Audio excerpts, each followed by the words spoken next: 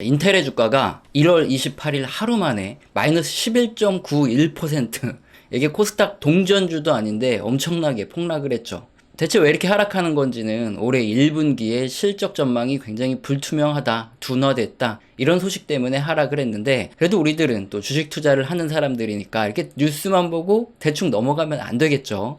자, 그래서 인텔의 IR 사이트에 가보면 이렇게 친절하게 실적과 가이던스에 대한 자세한 내용을 다 설명을 해줍니다. 붉은색으로 박스 친 부분이 지난 4분기의 실적이에요.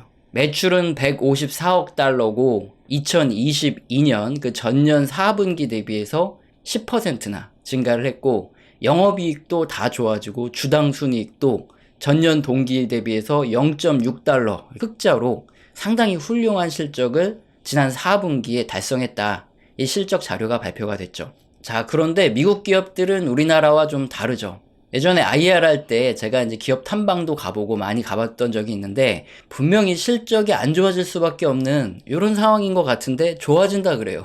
근데 그런 소리를 하다가 막상 실적이 발표가 되면 적자가 나 있고, 그래서 투자자들이 엄청나게 큰 손실을 보는 이런 회사들이 코스닥 상장 기업 중에 굉장히 많거든요. 그런데 인텔은 대기업이기도 하고 또 미국 기업들 자체가 꽤나 좀 솔직한 이런 가이던스, 즉 실적 예상치를 제시를 합니다.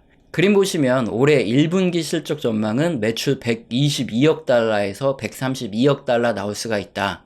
그래서 4분기보다는 감소를 하고 주당 순이익도 다시 적자로 돌아설 것이다. 이렇게 전망을 하고 있습니다. 인공지능 때문에 반도체 기업들이 투자 경쟁을 벌이고 지금 난리가 났다. 지금 반도체 기업들 엄청나게 실적이 좋아질 거다. 이런 상황에 1분기 매출이 감소하고 이익도 이렇게 줄어들고, 자, 이게 무슨 일인가 이런 생각이 들 수밖에 없죠.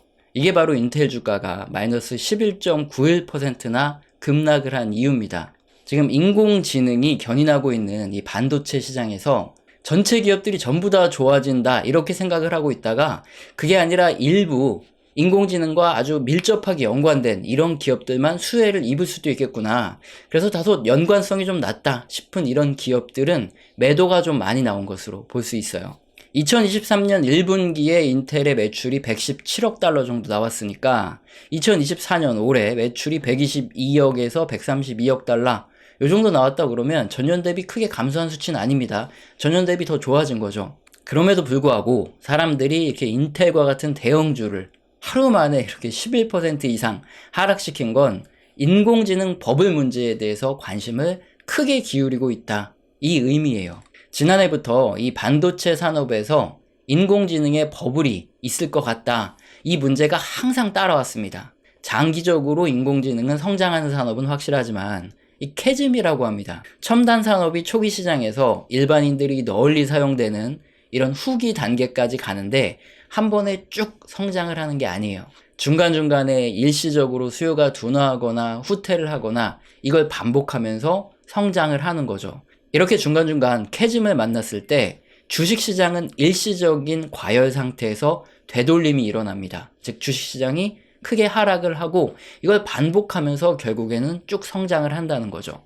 대표적인 사례가 테슬라가 될 수 있죠. 전기 자동차 산업을 대표하는 기업인데, 전기 자동차 산업은 우상향을 할 수밖에 없었는데 주가를 보면 꾸준히 우상향만 하는 게 아니죠. 중간중간 수요라든가 기대감, 여기에 대한 실망감이 반복되면서 이 캐즘이 발생할 때마다 크고 작은 주가의 되돌림이 여러 번 심하게 있었습니다. 지나고 나서 이렇게 뭐 전지적인 시점에서 되돌아보면 아예 저 정도 폭락은 뭐 견디면 되지 싶지만, 그 당시 투자자들이라고 생각을 해보세요. 얼마나 불안하고 두렵겠습니까? 인공지능에 대한 우려도 마찬가지입니다. 분명 장기 성장 산업이라는 거, 이거 부정할 수 있는 사람은 없죠. 하지만 역시나 중간중간 이 캐즘은 있습니다. 핵심적인 수혜를 받는 이런 기업들 외에 좀 덜 수혜를 받을 만한, 또는 이 핵심이 아닌 이렇게 주변에 있을 만한 이런 기업들은 떨궈내는 작업을 하는 과정에서 인텔이 과연 이 인공지능 관련 산업에서 얼마나 수혜를 받을 것인가, 여기에 대한 고민이 그 주가에 그대로 드러났다, 이렇게 보시면 되는 겁니다. 특히나 투자자들의 두려움은 이런 아마존을 보면 충분히 알 수 있는데, 어떤 산업이 크게 성장을 해 나가는 과정에서 꼭 캐즘이라든가 아니면 산업 자체의 문제가 아니라 전체 경기 둔화 또는 침체가 올 때가 있어요. 그때는 위험 자산인 주식에 투자를 하던 투자자들이 돈을 빼려고 하죠. 그래서 안전 자산인 뭐 현금이나 채권이나 뭐 예금으로 돈을 돌리려고 할 때 이때 글로벌 운용 자산의 뭐 액티브라든가 뭐 인덱스 펀드에 투자를 하고 있던 이런 펀드들은 투자자들한테 돈을 돌려주기 위해서 어쩔 수 없이 주식을 매도해야 되는 경우가 생깁니다. 그래서 이렇게 장기 성장성이 확실한 이런 주식들의 주가도 어쩔 수 없이 폭락을 하는 경우가 항상 생기죠. 이런 경우가 경기 침체의 경우가 그렇습니다. 아마존도 그렇죠. 전자상거래 시장이 장기적으로 성장할 수밖에 없다. 이건 지금 우리도 알고 있지만 과거 2000년대 IT 버블이 붕괴하기 직전에도 그에 대한 확신을 가진 사람들이 굉장히 많았어요. 그래서 당시에 주당 4.4달러 정도에 거래되던 아마존의 주가는 IT 버블이 붕괴를 하죠. 사람들이 어찌되었든 뭐 장기 성장성이고 뭐고 일단 피하고 보자. 다 팔고 보자. 이런 상황이었기 때문에 아마존의 주가는 0.4달러로 약 10분의 1 정도로 폭락을 하게 되죠. 자, 이렇게 캐즘과 함께 이렇게 거시경제가 맞물려서 폭락을 할 때는 아무리 장기 성장 산업이라도 굉장히 큰 손실이 발생할 수 있기 때문에 글로벌 투자자들은 이걸 걱정하는 거예요. 하물며 이렇게 핵심 산업도 아닌 이렇게 약간 주변 쪽에 있는 인텔 같은 기업은 주가가 엄청나게 크게 떨어질 수도 있으니까 겁을 먹을 수밖에 없는 거죠. 그래서 지금 주식시장은 이렇게 기대감과 또 버블에 대한 우려, 공포가 함께 공존하는 시장입니다. 이렇게 초보자들이 종목에 대한 판단을 까딱 잘못 내리면 하루만 해도 이렇게 큰 손실을 볼 수 있는 위험한 시장이다. 이걸 우리가 알 수 있어요. 그렇다면 지금이 초보들도 투자를 하기 좋은 시장인지 아니면 위험한 시장인지 이런 것들은 어떻게 판단을 내릴까요? 거시경제를 통해서 확인을 할 수 있겠죠. 그림은 지금 주식시장에서 투자자들이 어떤 식으로 투자를 하고 있는지 여기에 대한 힌트를 얻을 수 있는 신용융자잔고입니다. 신용융자잔고는 증권사에서 우리가 주식을 담보로 대출을 받아서 투자를 하죠. 이 금액이 얼마인가를 알 수 있는 지표예요. 맨 좌측부터 볼까요? 2007년 6월을 보시면 신용융자잔고가 급격하게 늘어났다가 천천히 떨어집니다. 빚을 내서 투자했던 사람이 급히 증가했다가 점점 천천히 떨어졌다 이런 소리인데 코스피 차트와 비교해보면 인사이트를 얻을 수 있습니다. 그림은 2007년 6월의 코스피 차트예요. 급격하게 주가가 상승하는 과정에서 신용융자잔고도 크게 같이 올라갔습니다. 어떤 세력이 또는 뭐 개인 투자자들이 갑자기 대출을 껴서 주식시장이 막 올라가니까 따라서 산 거예요. 그래서 이 고점에서 대출을 껴서 사는 사람들이 가장 많았습니다. 그리고 주식시장이 이렇게 폭락을 하는 내내 바로 판 게 아니라 서서히 신용융자잔고가 줄어들었어요. 이건 고점 부근에서 대출을 껴서 투자했던 사람들이 즉시 주가가 빠진다고 다 청산을 한 게 아니라 버티고 버티다가 하락에 못 이겨서 반대 매매를 당하든 아니면 이제 가망이 없다 생각하고 눈물을 머금고 큰 손실을 보고 매도를 하든 그렇게 청산을 하든 했다는 겁니다. 이런 현상은 2011년 4월에도 이 고점 부근에서도 기가 막히게 나와요. 이때 유럽 재정 위기가 터지기 전인데 코스피 지수를 보시면 여기 2011년 4월입니다. 자, 이때 요 부분의 최고점에서 역시나 이런 개인 투자자들은 대출을 껴서 최고점 부근에서 투자를 합니다. 2007년 6월에도 최고점 부분에서 개인들이 물렸고 2011년 4월에도 역시나 개인들이 물려요. 그래서 유럽 재정 위기를 맞고 이렇게 반대 매매를 빠르게 당하고 맙니다. 2015년 7월에 중국발 부채 위기가 터지기 전에도 코스피를 보시면 이때 살짝 올라와 있는 거 보이시죠? 이때도 고점에 대출 껴서 많이 투자하다가 반대 매매 또는 어쩔 수 없이 손절을 하고 2008년 5월 요 고점 보시면 코로나가 터지기 전에 2008년 5월쯤 이 고점에서 개인들이 가장 많이 대출을 껴서 투자를 했는데 역시나 천천히 버티다 코로나가 터졌을 때 완전 반대 매매를 당하고 또는 뭐 매도를 하고 이렇게 하면서 엄청난 큰 손실을 봤죠. 빌린 돈이니까 주가가 떨어지면 자기 생돈을 갖다 갚아야 되는 거예요. 코로나 때 얼마나 많은 투자자들이 피눈물이 났을지는 이 신용융자 잔고를 보면 알 수 있죠. 자, 그리고 2021년 8월 고점에서도 역시나 많은 이런 투자자들이 대출을 땡겨서 투자를 했습니다. 그리고 이렇게 서서히 떨어지죠. 역시나 코스피를 보면 이 최고점 똑같습니다. 이때 투자를 많이 했다가 눈물을 머금고 손절을 하거나 또는 반대 매매를 당한 상태죠. 자, 이렇게 공통적으로 주식시장이 최고점 부분에 있을 때 많은 개인 투자자들이 대출을 껴서 투자를 하고 그 다음에 물려서 바로 팔지 못하죠. 계속 버티고 버티다가 천천히 손절을 하건 또는 주가가 다 떨어졌을 때 반대 매매를 당하는 이런 패턴이 계속 반복되는데, 지금도 역시나 마찬가지죠. 이 고점에 대출을 껴서 투자를 했던 많은 투자자들이 아직까지도 정리를 못하거나 서서히 반대 매매를 당하던 손절을 하고 있던 이런 상태예요. 이런 신형 융자 잔고가 주식시장의 선행지표는 아닙니다. 그러나 투자자들의 심리와 이 주식시장의 움직임을 판단하는데 큰 도움이 되죠. 자, 며칠이나 몇 개월 단위로 단타나 스윙을 치는 이런 단기 트레이더 분들은 뭐 이런 지표들이 중요하지 않을 수도 있어요. 하지만 뭐 짧게는 몇 달, 길게는 몇 년 이상 투자를 해서 수익이 날 때까지 버텨서 투자를 하는 중장기 투자자들의 경우에는 이렇게 먼 발치에서 한 발짝 멀리 떨어져서 큰 흐름, 큰 그림을 볼 필요가 있습니다. 주식시장이 고점 부근에 있을 때는 주식담보대출 투자와 같이 이렇게 레버리지를 일으켜서 투자하는 투자자들이 굉장히 많아져요.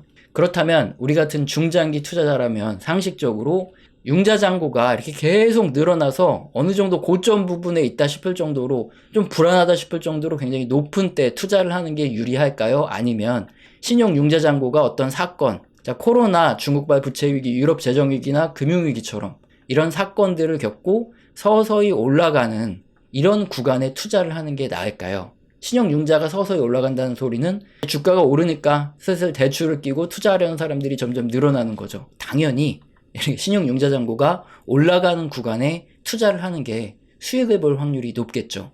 자, 다음으로 우리가 떨어지는 칼날을 잡겠다고 이렇게 신용융자 잔고가 서서히 떨어지고 있을 때 어떤 사건 이런 것들이 터지지 않았는데 떨어지는 칼날을 이게 바닥이구나 싶어서 바닥에 딱 잡는 게 좋을까요? 많이 얘기 들어보셨겠지만 떨어지는 칼날을 잡으려고 그러다가 손가락이 다 절단이 납니다. 어떤 사건을 맞아서 신용융자 잔고가 다 털리고 이렇게 바닥을 찍고 서서히 증가할 때 이런 추세를 보고 다른 경제 지표들을 다 확인을 해보면서 투자를 하는 게 훨씬 나아요. 항상 이렇게 머리로는 냉정하고 현명한 판단을 내릴 수 있는, 제가 이렇게 보면서 설명을 드리면 맞는 답을 내려주시는 투자자분들이 이 주식 투자만 하면 꼭 감정적으로 변하고 비이성적으로 변합니다. 그래서 내 주식만큼은 비이성적인 투자를 한다는 거죠. 자, 그림은 우리 채널에서 지난 2020년 3월 17일이죠. 코로나가 한창 최저점으로 치닫고 있을 때, 그때 주식시장이 폭락하던 그 저점 부근에서 올렸던 유튜브 영상이에요. 그림 보시면 이제 글이 있는데, 이게 2019년 12월 13일, 그러니까 코로나가 터지기 전에 올려드렸던 글을 함께 읽는 겁니다. 전체 포트폴리오에서 폭락을 예견하는 경제지표들이 현재 다수, 그래서 상승의 거의 막바지를 향해서 가고 있다는 것을 알려주고 있기 때문에, 그래서 지금은 경기 확장의 후반부다. 그래서 채권 비중을 최소한 40% 이상 유지하고 있는 게 좋습니다. 이렇게 얘기를 하고 있고, 그동안 많이 올라서 연초 대비 20% 이상의 수익을 달성한 미국과 신흥국 자산, 이런 것들 50% 이상 수익 실현하고, 전체 포트폴리오의 대략적인 비중은 주식형 40, 채권형 60 정도가 적당하다. 그래서 채권의 비중은 못해도 40% 이상을 유지해야 경기 둔화및 폭락에 대비할 수 있다. 그래서 6대4 또는 4대6으로 자신의 투자 성향에 따라서 이렇게 수익을 누적해가는, 즉 수익이 났으면 채권으로 옮겨서 수익을 누적해가는 게 좋다. 이런 설명을 드리고 있고, 늘상 매도의 시점은 모두가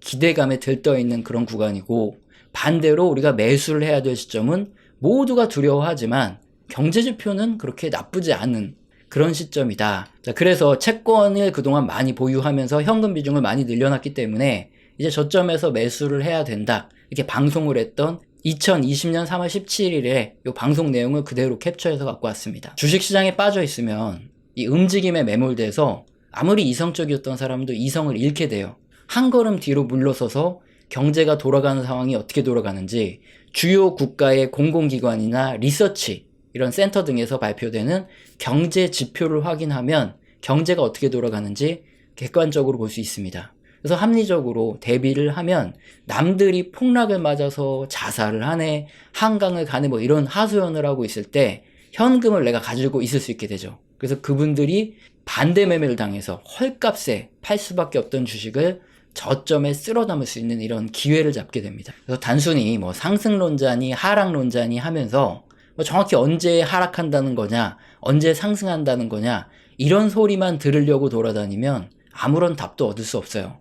영상들의 내용을 제대로 보면 분명히 스스로 판단을 내리고 결정을 하실 수 있는 이런 원칙과 기준이 생기실 겁니다. 저는 중장기 투자자분들이 이런 거시적인 사이클을 보면서 투자할 수 있는 중장기적인 경제 사이클 투자를 설명드리고 있으니까 저와 같은 생각을 가지고 계시거나 이런 투자를 하고 계신 분 또는 관심 있는 분이 계시면 도움이 되셨으면 좋겠습니다. 이 채널에서는 영상 시청하시고 도움 되셔서 후원 주시는 감사하신 분들이 계시죠. 제가 말로만 감사합니다 때우지 않고 한 달 동안 소통을 제대로 합니다. 교육 같은 이런 소통을 진행하는데 여기서는 거시경제의 사이클뿐만 아니라 각 산업의 사이클, 그 업황과 함께 움직이는 종목, 기업들에 대한 얘기도 나와요. 공개된 방송에서는 좀 민감하게 하기 힘든 얘기를 하고 있기 때문에 영상 하단에 보시면 더보기 누르시면 영상 하단에 설명란 있습니다. 여기서 꼭 읽어보시고 내가 해당된다 하시면 메일 주시길 바랍니다. 그리고 영상 맨 마지막에는 우리 채널에서는 그동안 어떤 얘기를 했고 현재 어떤 의견을 드리고 있다. 이게 중장기 투자자분들한테 도움이 될 만한 얘기를 해드리고 있어요. 그래서 처음 보신 분들은 보시고 도움을 받으셨으면 좋겠습니다.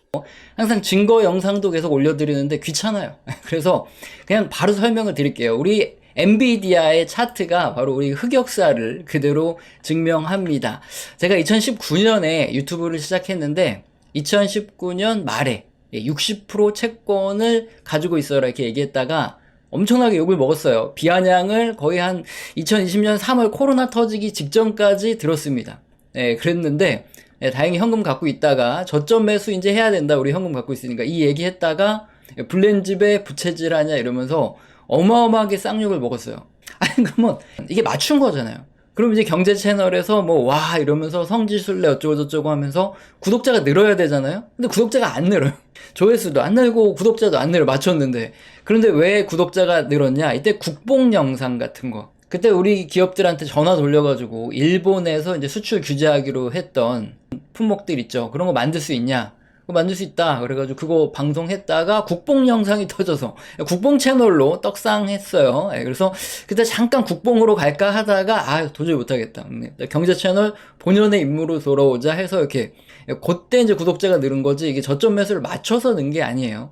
어쨌든 2020년 이제 하반기 들어가면서 한 6월, 7월, 8월 넘어가면서 엔비디아, 나이키, ASML, 빅테크주들이 아주 자주 언급됐습니다. 저도 이제 샀다고 이때 얘기를 하는 바람에 졸지에 추천주가 돼버렸어요. 물론 이런 채널에서 추천주 이런 건 안 하는데 어쨌든 2020년부터 계속 존버 인베스트 했던 기간이죠. 그래서 우리 채널 보면은 이제 어디 뜸하게 가 있다가 어디 이제 처물려가지고 마음고생 하시는 분들이 우리 채널에 와서 존버 하라는 거 얘기 듣고 위안을 삼고 가던 때가 2020년부터 2022년 한 4, 5월 요때까지예요. 근데 2022년 4월에 그때 이제 전향을 하죠. 존버가 아니다. 근데 이때 3월부터 4, 5월 뭐 요때까지 계속 기술주에 대한 우리가 갖고 있는 거 요 정도면 뭐 많이 먹었지 않냐 이렇게 매도 의견을 냈다가 얘기도 안 하고 매도로 전환했다. 존버에서 매도로 갑자기 금세 손바닥 뒤집들 바뀌었다 하면서 엄청나게 욕을 먹었어요. 변절자 이렇게. 그래서 그때 댓글창이 다 낀 거예요. 욕을 너무 먹으니까. 자, 그렇게 이제 매도를 해야 되는데 문제는 제가 분할 매도를 하는 바람에 2022년 5월 이후에 급락을 했어요. 기술주들이. 그래서 못 팔고 물렸습니다. 그래서 2022년 내내 영상 보시면은 2023년쯤에 초쯤에 아마 뭐 기준금리 인상 중단 얘기 나오고 뭐 그러면서 반등이 있을 것이다. 그때 팔자. 그때 팔고 그 다음에 이제 현금 잘 가지고 있자. 2022년에 이제 그런 얘기 굉장히 많아요. 왜냐면 이제 경제 지표들이 하나 둘씩 경기 둔화 침체에 대한 얘기가 나오기 시작했으니까 어쨌든 우리는 팔아야 되니까 2023년에 갑자기 반등을 주죠. 그때 이제 제가 계속 금리 인상 중단 요런 기대감이 커진다 요 얘기를 했기 때문에 저도 이제 그때 상반기에 이제 분할 매도를 다 마쳤어요.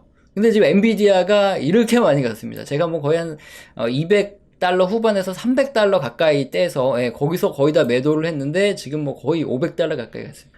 이거 보면 잠이 안 와요. 그래서 엔비디아를 지금 못 쳐다보고 있어요. 근데 어쨌든 뭐 이제 100달러 부근에서 사서 이제 거의 한 300달러 가까이서 팔았으니까 이제 많이 먹긴 했는데 갖고 있었으면은 거의 한 5배 튀기는데 이거 참 환장하겠죠. 그리고 지금 뭐 더 올라갈 수도 있다 이런 얘기가 나오면 미쳐요 사람.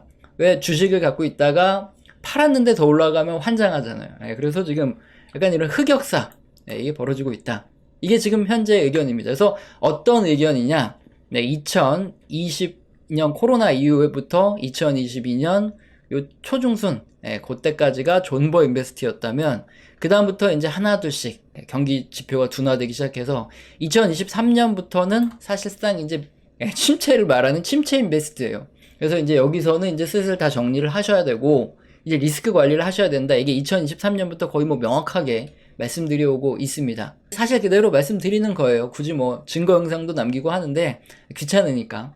근데 여기서 저희가 핵심적인 부분이 뭐냐, 이런 매수, 매도, 이 투자 결정을 여러분이 어떻게 하시냐, 이게 중요해요. 우리 채널에서는 어떻게 한다? 경제지표 다수에서 경기 둔화 신호가 나오면 그때는 이제 리스크 관리를 언제부터 경제지표 다수에서 경기 둔화와 침체에 대한 이런 시그널이 나왔냐, 2022년 이제 하반기부터 시작해서 경제지표들이 하나둘씩 경기 둔화에 대한 지표들이 나오기 시작하더니 2023년 되면서 이제 경기 둔화 신호들이 거의 많이 나오기 시작했어요. 확실하게. 자, 그러면 이제 2023년에는 가지고 있던 걸 매도하고 리스크 관리를 해야 되는 거죠. 그리고 이 매도는 사실 테크닉이에요. 오랫동안 주식시장을 하다 보니까 알게 되는 건데, 요거 그림 2022년 내내 보여드렸던 거 아직도 쓰고 있어요. 그때 당시 이게 기준금리가 파란색인데 이게 거의 1%도 안 올랐을 때 영상 보면 내내 똑같은 얘기를 하는데, 항상 역사적으로 어떻다? 이게 파란색이 기준금리 인상이 중단되고